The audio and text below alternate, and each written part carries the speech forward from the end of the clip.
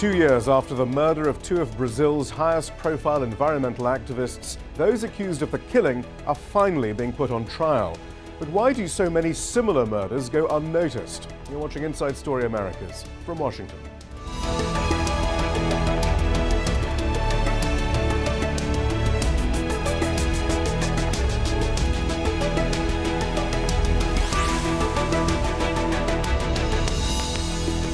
Hello, I'm Shihab Ratansi. José Claudio Ribera and his wife, Maria do Espírito Santo, dedicated their lives to protecting the Amazon and developing a way to live sustainably off the land. But their campaign against loggers and ranchers made them prime targets. Their murder 2 years ago captured headlines around the world. But their story is far from unique.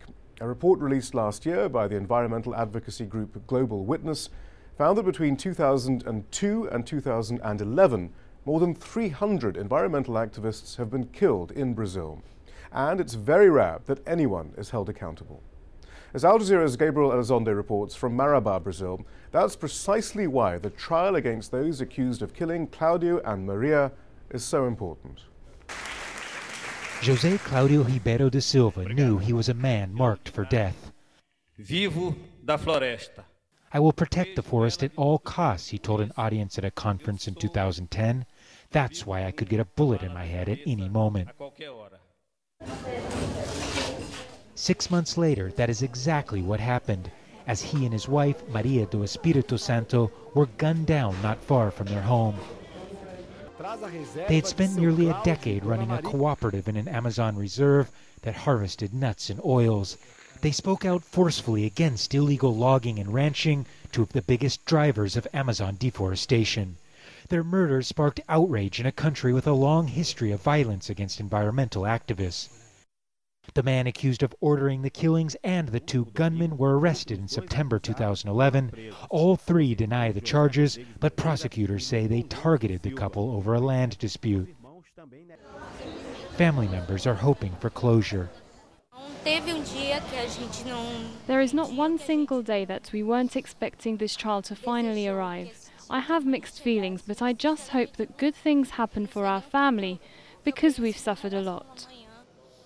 According to a local NGO, 32 people were murdered in Brazil last year as a direct result of agrarian conflict. That's a nearly 10% increase from the year before.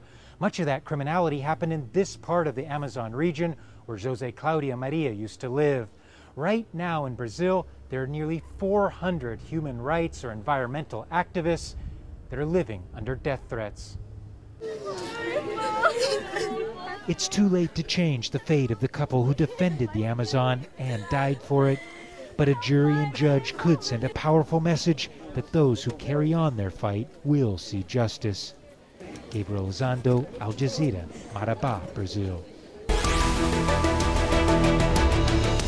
Joining us from Sao Paulo, Brazil, is Natalia Viana. She's the director of the investigative reporting Center Publica and author of the book Planted in the Earth. Here in the studio, we're joined by Andrew Miller. He's the advocacy coordinator with Amazon Watch, and by Mark London, co-author of the book The Last Forest, The Amazon in the Age of Globalization. Natalia Viana, first of all, can we get a few more details about this case? How strong is the evidence against the suspects, and are they actually the only suspects in this case? Well, in this case, I believe yes. I believe it's quite well documented because as it usually happens, environmental leaders that are threatened, they've been threatened for a long time, and they had been telling people that they were threatened. Everybody knew, and people knew who were threatening them, so it's quite established. And what motive is being alleged for the suspects? It's a land grabbing issue. Some of the murder, the guy who ordered the murder, grabbed some parcels of lands which is within a settlement that was started in 1997 by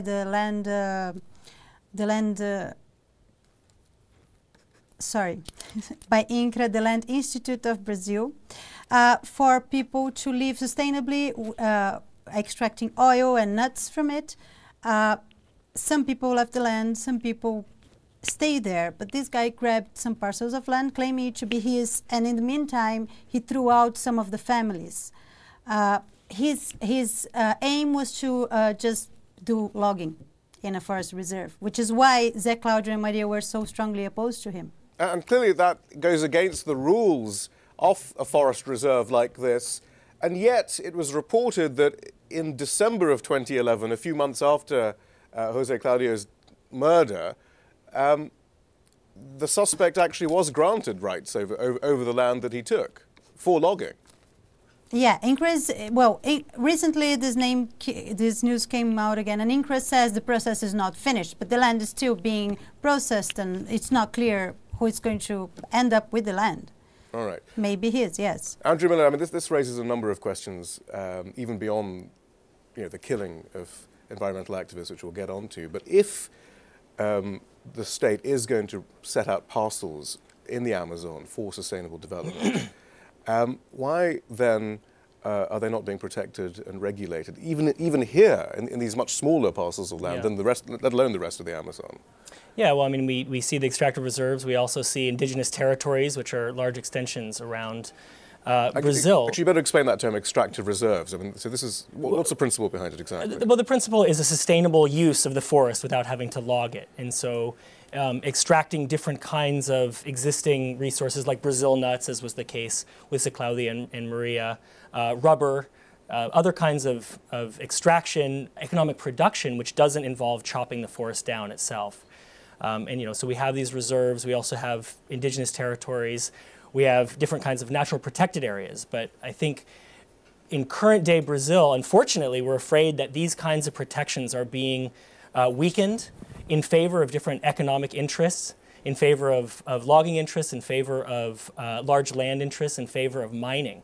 There's very powerful agribusiness lobby within the Brazilian Congress right now that's pushing for a whole series of reforms, and we can maybe talk more about this. Yeah, it should be worth noting that these extractive reserves as a principle was very much as a result of the death of Chico Mendes, who's perhaps the most well-known environmentalist who was killed for trying to protect the Amazon. And yet, I mean, are they simply not working? Is this just a one-off, or this is a particularly bad example, or do we know that this is quite common in the extractive reserves elsewhere in Brazil? Well, I mean, Chico Mendes was killed 25 years ago. Right. And unfortunately, since that time, we've seen a whole series of other high-profile and many other low-profile or not even known, killings of people who are. But even in these reserves, I suppose I'm trying to ask. I mean, these are the reserves that were in many ways set up as a result of the outrage over Chico Mendes' death. But even here, then, they're no longer protected. Well, I wouldn't say that they're not necessarily working, but. In cases where we have large economic interests that come into conflict, unfortunately, in some of those cases, the economic interests are winning because they're literally killing people who stand in their way. Mark London, I suppose the argument that the government would make, and both local and federal, is that these are huge areas, though, and it's very difficult to police them. Yes, these are huge areas, and I've been there for 30 years, and after changes upon changes, things are more or less the same. It's very difficult to police this area. This particular area is sort of an outgrowth from the Belém-Brasília Highway, which was built in 1960. It's the beginning of the settlement of the Amazon, where the settlement went a lot faster than the imposition of civil society. So you have no land titling. So you have a land grab, whether it's in the extractive reserves or not in the extractive reserves. It's the tradition, unfortunately, of this particular part of the Amazon. I've seen it for 30 years. Yeah, but I suppose that's the point that I'm still struggling with, is in an attempt at least to, even in a small way, try and stem that lawlessness and the land grabbing. If you're not going to uphold the law in the extractive reserves, where what the land titles are, then what hope is there? Well, but you can't put your finger on the government and say it's the government, okay? Because you're far out there. There's corruption in the frontier here, as there was corruption in the United States. Judges are bought and sold. Police people are bought and sold. Titles are bought and sold. And the other thing you have to remember is that Brazil is still in a very dynamic, developing time. And if you looked at the newspaper today, you'd see this crime in Rio. Well, there's an allocation of resources issue. If you have a finite amount of money that you're going to be able to spend on law enforcement, are you going to spend it in the remote Amazon, or are you going to spend it in the populous Rio or populous Sao Paulo? These are difficult decisions for any society to have to deal with. In the meantime, though, according to Global Witness, Brazil has the highest rates of killings of environmental activists. Worldwide, they found that 711 activists were killed from 2002 to 2011, and 365 of those murders occurred in Brazil. And another non-government organization, the Pastoral Land Commission, says 918 people were killed across Brazil's Amazon between 1985 and April of 2011. But trials were only held in 27 of those cases. Natalia, then, so many people quite overtly being threatened and telling authorities that they're being threatened, and the government has acted by instituting some sort of program to try and protect them. How is that working, and what does that program even entail? Yeah, well, I must say it's not the best solution. In the case of Zé Cláudio and Maria, for instance, the sister of Maria was offered kind of a witness protection program in which she would have to leave her land and her struggle behind and become another person, basically, which she denied. She was not granted police escort, which was granted to another leader who is threatened that Publica, our organization of investigative journalism, has been following, which is Nilcilene Miguel de Lima. In her case, it's quite the same story, illegal grabbing. She was denouncing it. She received protection from the National Force for 3 months, and then it was taken away, because that's as long as they should stay there. But you are in a lawless kind of place. I mean, lawless, I can explain to you. In Nilcilene Miguel de Lima's place, our reporter was there, and she could see the loggers' trucks going in and out the land, and they're huge and they're full of hitmen with pistols around them. So, what do you do? Right. I mean, it's a family living in a parcel of land. Now let's put a face to the name that you mentioned. Sorry. So, even if you have protection of Nilcilene Miguel de Lima. Exactly. We can put a face to it. I mean, because she's actually spoken to your organization, and we have a portion of her fears as expressed by her herself. Se a Força Nacional sair, eu tenho que sair primeiro. If the Brazilian National Force leaves, I'll have to leave first. Me and my husband will have to leave because if we stay, before we get killed, we'll be tortured. I don't know what will become of me. Until today, I receive a lot of threats from the loggers in Vista Alegre, and from the loggers here, too. A while ago, when I came to the hospital to visit a young man who was sick, a guy asked me what I was doing there. He said I had bulletproof protection for my body, but my head was not protected. I appreciate the backup that the people in the National Secretary of Human Rights gave me. The people in Brasilia gave me this support. I'm very thankful. To me, it was a great joy to come back to my community. It's like I was reborn. When they told me I would come back, I pinched myself to see if I was awake. It was a great happiness. But if the force leaves now, I will have to leave first. I know that they will kill me. They will kill me. Natalia, tell us a little bit more about this case then. I mean, what is she fighting for? And when she says they will kill me, does she know? I mean, is it quite clear who's making these threats? Yeah. Yes, it is. As in many cases, people know exactly who is threatening. In her case, actually, the conflict is against even more high-profile politicians. One of them was a mayor of a city in Acre, and the other one is a very well-known big farm owner. They do run illegal logging operations, and their hitmen go around threatening everybody in the community. So, you know, for instance, the name of one of the hitmen is Pitbull, for you to have an idea of the kind of people these people are. So they also have a settlement, small people living in small parcels of land, and they do have their forest reserves, as everybody does in the Amazon. Like, you have to keep a little bit of forest there, and they just get in with their trucks and steal the wood. It's kind of wood grabbing. They come with heavy armed people, heavy armed security or hitmen, basically, grab the wood and leave. It's absolutely illegal logging. So she was the head of an association which was called Deus Proverá, and they started doing petitions against these people who were acting illegal against the law. They were stealing wood. she went like to the Pastoral Commission of Land. She started speaking out, and then she started being threatened. Not only her, the treasurer of her association had to run away. Her brother had to run away. She stayed there.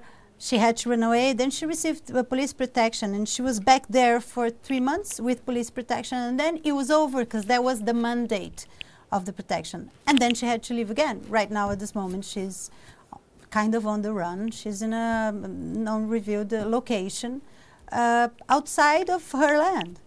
Andrew Miller, I mean, what about the argument then that the federal government can't give protection to everyone who is being threatened? They don't have the resources to even investigate all these threats. Or is there an argument that when it's so clear who is benefiting from these threats, and when it's clear where these threats are emanating from, should they be doing more? Can they do more? Yeah, I mean, I think these are clearly, I mean, Brazil is a huge country. The Amazon is an enormous extension, and it is difficult to be in all places at all times. But the question is there really the political will emanating out of Brasilia to address the threats and to address the deforestation and the environmental, degradation that's going on that comes hand in hand with that threat? And our concern actually is that we're not seeing that. For example, Brazil had been successful in reducing deforestation, in part because they had carried out aggressive policies. They have IBAMA, which is the sort of armed environmental enforcement wing of the federal government. Essentially, under the current administration, under Dilma Rousseff, that IBAMA has been eviscerated, has been broken up, decentralized, weakened, and has now been replaced. There's sort of a national armed force that was just authorized to kind of go in and protect environmental operations. And we're seeing that force is actually coming in and helping the government impose mega projects on indigenous communities, okay? So in our view, we're kind of seeing a backsliding that's going on. And but you're not suggesting they're turning a blind eye to the threats and killing towards environmental activists, are you?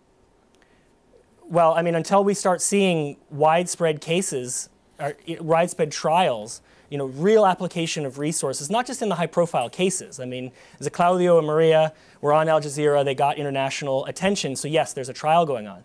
But what about these dozens, hundreds, maybe even thousands of other cases that are completely invisible? I mean, until we really start to see actual concrete operations against the perpetrators, then we're going to say that the government really isn't applying the proper political resources, financial resources, and legal resources to the magnitude of the situation. And Mark London, I suppose the argument there, once again, is it's about where we put a finite number of resources, and our policy is to develop Brazil to the best of our abilities, and perhaps sustainable development simply isn't compatible with capitalist globalized development, and they just have to go down this route. Is that what their argument is? Well, first of all, to think that the federal government can control what's going on in this environment is giving a little more credit to the federal government than it could possibly handle. Remember, for example, that after Chico Mendes, the other large, the most renowned murder was of Dorothy Stang in 2006. And that's at the time when Lula was the president. She was an American nun. She was an American nun who was killed in Altamira, which is called the Terra do Meio, which is the land in the middle. And I think at the same time, Marina Silva was the Minister of the Environment. She was a comrade in arms to Chico Mendes. I mean, she was arm in arm with him. So the goodwill of the government was present abundantly at the time. But still, it's impossible to control this. You talked before about the statistics of all the murders that take place in the Amazon. There aren't any other places in the world that I know of that are both remote and populated at the same time. So it's taking time. It's also, these are economic issues. Besides the book, I produced a movie, and one of the things that we've tried to focus on in the movie is to figure out how economically it is more beneficial to preserve the forest than it is to deforest. That doesn't happen in this place. It is beneficial to these people, and Natalia talks about the hitmen. It's much better in Portuguese, Natalia, pistoleiros. Pistoleiros are there because it's part of the economic enterprise to deforest because it's worth more than the preservation. Yes, but so the point is, though, unless there is a complete change in the government's economic framework, you're not likely to get a concerted effort to preserve the Amazon and indeed follow up on these threats to the environmentalists. Yes, again, but this is not a monolithic government you're talking about. What you need to do is you need a groundswell of support in places, and sometimes it's going to be messy, just like here. But in the state of Amazonas, for example, there are reserves that are working, and the state government is behind them. There's NGOs behind them, and it's working. It takes time for this to permeate in the area. And Andrew's point is, look, we're running out of time because there are economic interests that are hugely extractive. So that's the tension. That's why we're here on TV, because it's a dynamic and dramatic setting. But Natalia, is there an economic argument you can make to this government which says, all right, carry on with your, globalized economic development model, but somehow you can also still make a profit and still develop Brazil without fundamentally destroying large swathes of the Amazon rainforest? Well, that's the point that not only José Maria and Claudio, but Doris Stang and Chico Mendes were making. Yes, it is possible. But as he said, there are many reserves that are based on this principle. And I think it's a little bit of a generalization to say that the government is looking the other way because it wants to promote development at all costs. So it's not that simple. I agree with him. But what I wanted to say, on the other hand, which means I don't agree with everything, is that there has not been enough political will to defend these people. And we do see that when there is, then these people, at least the perpetrators go to trial and are charged and are condemned. But this happens, as you can see, in very high-profile cases. Chico Mendes, Dorothy Stang, in this case, these people, Zé Cláudio and Maria, were not high-profile environmental leaders. They were obscure. They were not well-known in the entire Brazil, which is why they were killed. They did not receive attention either from the media or from the government before they were killed. But they were killed at the time that there was this huge debate going on around the forest code. And they did get international media's attention, and that's why the trial is going on. So you see, if there is political will, these people can be saved. Right, but Andrew Miller, again, we're back to this fundamental problem that unless you get a fundamental rethink about Brazil's understanding of its place in the global economy and the economic system as a whole, this is going to carry on. It's a huge challenge. I mean, we've been seeing that Brazil is actually, we're concerned that they're essentially moving away from industrialization towards a commodity extraction economy. And that gives tremendous power to the ruralistas, this block of essentially that represent agribusiness. So what are your tactics and strategies to try and get change, or is it hopeless then? Oh, I don't think it's hopeless. I mean, we've seen, Mark was talking about the importance of groundswells in different places. I think we're hoping that there might be an emerging urban consciousness about environmental issues. I mean, we don't believe that, for example, this powerful political bloc, the ruralistas, we don't believe that they necessarily represent the broader will of the Brazilian population. I mean, we've seen some very positive groundswells, et cetera, in favor of environmental protection, in favor of the protection of the Amazon. Not a bad idea. I mean, what's our role in all of this as well? I mean, who are these loggers and cattle ranchers and coal miners actually selling to? Is it? I mean, are we? Yeah, well, I mean, obviously the global economy. Right. I mean, there's strong economic connections to Europe, for example. Some of the wood that's being cut is to fire pig iron. Kilns that are helping to produce aluminum for cars. And of course, we have other emerging economies like China that Mark can speak to, who are buying up land, and they're essentially orienting their economies in certain parts of Latin America, including in Brazil, towards the Asia and Pacific. So there's clearly a kind of a global question here too. We have 20 seconds, Mark. Would just help us quickly understand, because it's probably quite important, how key is the development of the Amazon region and the exploitation of these sorts of resources to Brazil's economic plan in the coming years? Well, first of all, you have to preserve the physical Amazon, because if you take down the physical Amazon, you're going to take down the agro-industry in Brazil. So that's one of the big tensions that's going on right now. The development of the Amazon, of course, is crucial to Brazil's development, but you have to balance that with the physical sustainability of the Amazon, because one goes hand in glove with the other. Mark London, thank you very much. Natalia Viana, thank you very much. Andrew Miller, thanks. Thank you, Shihab. And that's all from the team in Washington, D.C. for now. If you're interested in learning more about the case of José Cláudio and his wife Maria, 2 years ago, our correspondent Gabriel Elizondo produced a comprehensive documentary on their murders, and you can watch it on aljazeera.com.